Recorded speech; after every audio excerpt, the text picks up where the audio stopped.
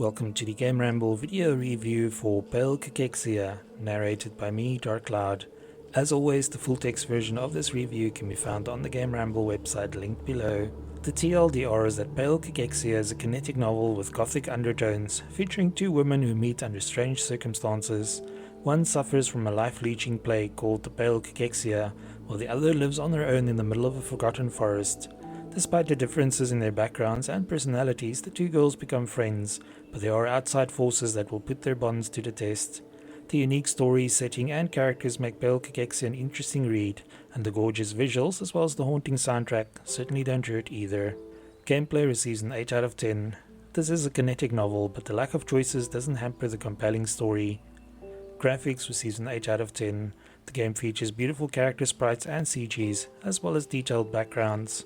Sound receives a 9 out of 10. While there's no voice acting, the soundtrack is excellent. The overall score for Pale Cachexia is 8.3 out of 10.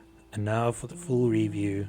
Pale Cachexia opens with a young girl named Esther setting off into a foreboding forest alone. It soon becomes apparent that it was desperation that drove her to such a dangerous place. Esther suffers from a life-leeching plague called the Pale Cachexia, for which there is no cure. Instead, the illness leaves those afflicted with it in a constant lethargic state, and without medication to keep it under control, the end result is pretty horrifying. Esther has heard rumors of an apothecary living in the forest, and she ventures into the unknown hoping that he might have a cure. Much to her surprise, Esther discovers a large manor deep in the forest, but instead of an apothecary, the occupant is a young girl named Sina. It turns out that Sina has been living in the manor all alone ever since her father passed away 6 years ago, but she welcomes Esther in with open arms. Sina's father suffered from the Pale Cachexia too, and Esther hopes that by going through his extensive research, she might find some clues about a cure.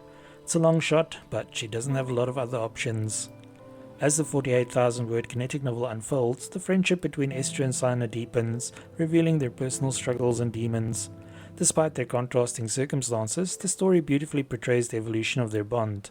However, beneath Sina's optimistic facade, Esther senses a lurking darkness in the manor and nearby cemetery, adding a layer of suspense to the narrative. Pale Cachexia only takes about 5 hours to complete, so we don't want to reveal more about the story, but despite its length, it never feels rushed.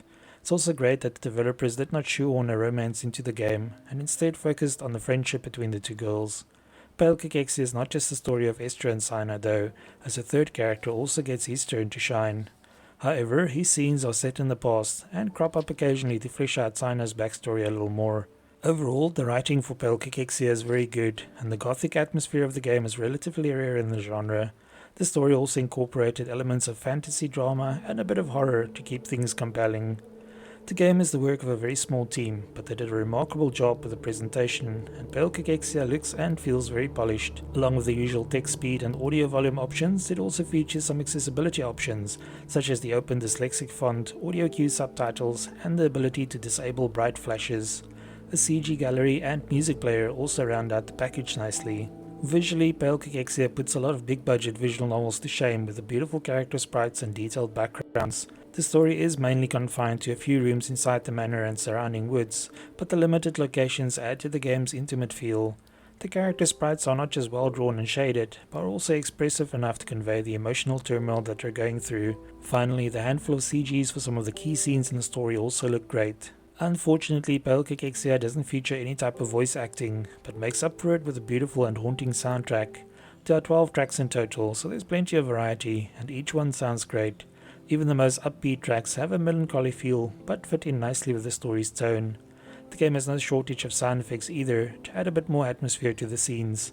The controls are straightforward, and since this is a kinetic novel, there are no choices to make or branches in the storyline. Pale Cachexia doesn't exactly feature the most cheerful setting or story, but the characters are genuinely interesting, which makes the overall experience very compelling.